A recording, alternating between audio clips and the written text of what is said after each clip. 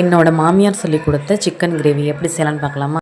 ஒரு கடாயில் எண்ணெய் ஊற்றிக்கோங்க. எண்ணெய் நல்லா காஞ்சதும் பட்டை, கிராம்பு, ஏலக்காய் 3 ஒன்றா பொடி பண்ணதை 1 ஸ்பூன் சேர்த்துக்கோங்க. வெங்காயம், தக்காளி ஒன்றாவே அரைச்சி வச்சுருக்கேன். வெங்காயம் 2, தக்காளி பழம் பெரிய சைஸ் பழமாக 1, அதுவும் நல்லா நைஸாக அரைச்சி இதில் சேர்த்துக்கோங்க. நல்லா ஒரு 5 நிமிஷம் வதங்கினதுக்கப்புறமா இஞ்சி பூண்டு பேஸ்ட்டு அது ஒரு 2 ஸ்பூன் எடுத்துக்கோங்க. 1 கிலோ சிக்கனுக்கு நல்லா 10 நிமிஷம் நல்லா வதக்கணும். பச்சை வாடை போகிற அளவுக்கு நல்லா வதக்கி விட்டுருங்க. சிக்கனோட பார்த்திங்கன்னா தயிரும் மஞ்சத்தூளும் போட்டு ஒரு 1/2 hour ஊற வச்சுருக்கேன். அதையும் இதில் சேர்த்துக்கலாம். சிக்கனை சேர்த்துட்டு நல்லா சுருள பார்த்திங்கன்னா ஒரு 10 நிமிஷம் நல்லா வதக்கி விடுங்க. நல்லா தண்ணியெல்லாம் வெளியில் வந்துடும் சிக்கன்லேருந்து. அதுக்கப்புறமா நம்ம மசாலாலாம் சேர்த்துக்கலாம்.